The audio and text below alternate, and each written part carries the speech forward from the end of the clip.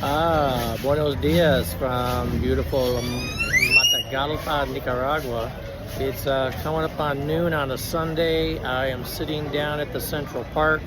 If you've seen some of the pictures I posted prior, you saw the cathedral that's across the street. I'll flip the camera around in a moment. But I wanted to give some heads up updates. So, one, I finally found an attorney. I'm going to have an appointment on Monday at 3 p.m. To get my documents transcribed, to get notaries done, to have an attorney on retainer when I find a location for the long-term lease so they can facilitate the contract for that, and some other services down the road. Kind of a feeling out. Hopefully I only go through one attorney. I might have to go through a couple, but the other day I tried to go to the transcription service that I had on reference, and the business doesn't exist. Reoccurring theme, about 20% of Google's listings for businesses are inaccurate. And I knocked on the doors of 3 attorneys' offices that didn't answer the door. So I sent an email on Friday afternoon to an attorney's office, and mid-Saturday they sent an email saying more than willing to help. They could assist me in what I was doing. He apologized for his English not being good. I'd already apologized for my Spanish being horrible. And we're going to see what can be accomplished on Monday. Also, the location I'm at right now, the Hotel Work Coffee, was one of the only vacancies available in town. The city's over 120,000 in population, and then the departmental, which is like a county, is over 500,000. But we're in the height of coffee production, so the harvest has already happened, but they're bringing it all in to companies to dry, to cure, to weigh, to package, and to ship international to roasters. So there is not a lot of vacancies in town right now. I was lucky to get the room I did. If you saw any of my prior posts on the informationals, it is an 80 square foot room, 1 bed, 1 bath. You literally got to turn sideways to get off of the toilet. It's kind of comical. It is what it is. I'm only there for another 10 days. They're in a town where air conditioning is not needed. I'm in a room which has no ventilation. So it is quite hot, but I'm kind of acclimated to that from prior summers in Florida. And again, temporary situation, but it was inexpensive. It was $390 for 13 nights, so less than $200 a week. And I've got a safe, clean place to stay. There's a free breakfast involved every morning, so that's nice as well. So I've made it out to a few places that were on my list. I just left a location called Mulu Cacao, which is a chocolate and coffee shop. They produce their own cacao chocolates. They produce coffee.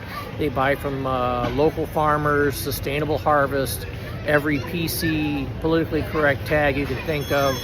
But the farmers are getting their fair money for their product, and it's coming directly to that organization. They do have a website, mulucacao.com. You can look it up. You can buy their products in the States.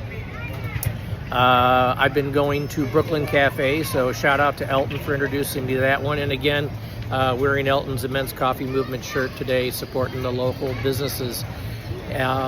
Brooklyn Coffee is really nice. One, it's air conditioned. It's the 3rd floor balcony. It's where I took that panoramic shot a couple days ago with a little 1.5-minute video. And so far, everything's been pretty good. I found an Arab restaurant looking for vegetarian. Because actually I saw vegetarian and then I saw the shawarma. Well, they were out of the shawarma, so I went with the falafel. The falafel was great. Pictures are posted. Food service was good. And I've made it over to Rincon Azteca based on another recommendation for some good Mexican food. Did that. That was great. The first night was Vida de Bella, and that was Italian with the traditional pizza, not a U.S. pizza, an Italian pizza, so thinner crust and less sauce. And all the food here has been great. So last night I tried to go to the club. So Friday night I went over to the patio from Woods Bar, which is more of a live band venue. Funny as I got frisked in the process. I watched the band do a warm-up for an hour, do one complete song, and then broke for a meal. And I did not bring my earplugs despite prior guidance from Scott and some other people on the YouTube channel. So that was my bad. But last night I went to the neighboring bar, Woods Lounge, which is truly a disco. And again, forgot the earplugs, and it was hitting 110 decibels in there. And I was the oldest person in the building. So there's already been a couple cracks about was I hitting on the young girls, and no, these girls were way too young for me. I'm not that guy. So I got a little taste of the culture over the weekend. I've been hitting the restaurants. Another 10 days left in the current hotel. The Airbnb that I've got booked for 3 months, the owner reached out to me this morning asking if there's anything I needed assistance with. Let her know I'm not actually in Granada. I'm actually here down the street from her because I happened to walk by her place the other day. I matched the picture up to where I was walking. So now I know that I'm going to be about less than a half mile away from where I've been staying. And I'll have a place to myself. The owner's actually going to be out of town for a little bit. So I will actually meet them in May, about a month before I have to fly back and do things. But overall, it's been good. I went on my longest walk yesterday. It was several steep hills. I did the most walking I've done in over a year. And I've got the blisters on my feet to prove it. So it felt good. I got to tour a little bit of the northern end of the town where I wanted to start researching property. The reality of that is unless I have a taxi on retainer or a driver, I wouldn't be doing a lot of walking from the north end into the main part of town due to the elevation. And we're talking right now and it's dry. If it was raining, one, I wouldn't want to be walking in the rain on steep, slick asphalt roads, but two, I wouldn't want to be driving on those steep asphalt roads. So something to consider. When I get a little more transportation savvy around here, I'll get a chance to review up in the north. But the north end of the city, when you go up into the higher elevation of it, doesn't have all the immediate resources of restaurants, multiple grocery stores, and stuff like that. There's less of it. So there's more of it here centralized. And there's not a lot of advertised, posted apartment buildings. So looking for an independent 2-bedroom, 1-bath house would be rarer. There are going to be 2-bedroom, 1-bath apartments, but they're all in demand. So I'll be very interested to see how this all works out. Hopefully the attorney will have a reference for me. I'm waiting to hear back from some people I met over at Diagon Alley, which is a coffee shop themed with Harry Potter.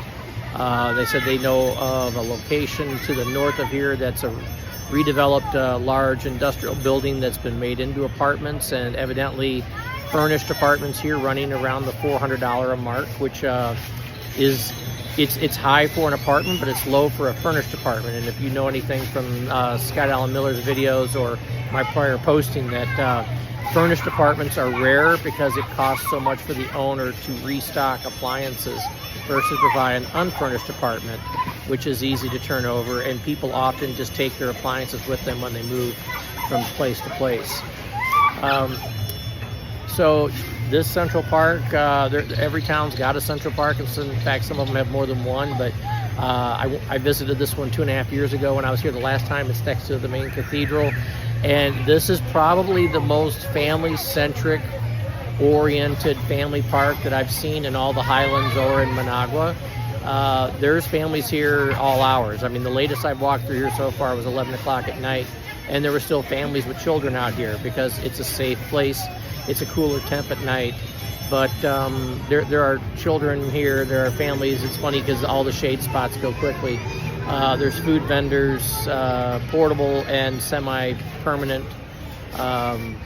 But just, yeah, it's all family oriented, and I haven't seen a fight or a drunk, or I've seen people sleeping on the curb. I haven't seen, yep, there's a bus. That is in fact I won't call it a chicken bus, that's regular depot. But yeah, I haven't seen people passed out like you would in a big park in the States, but I do see people sleeping at night. on the curb, because it's still a poor nation. There's still people in need. But I'm going to flip the camera around a little bit just to give you guys a quick shot of this. So let me flip that around.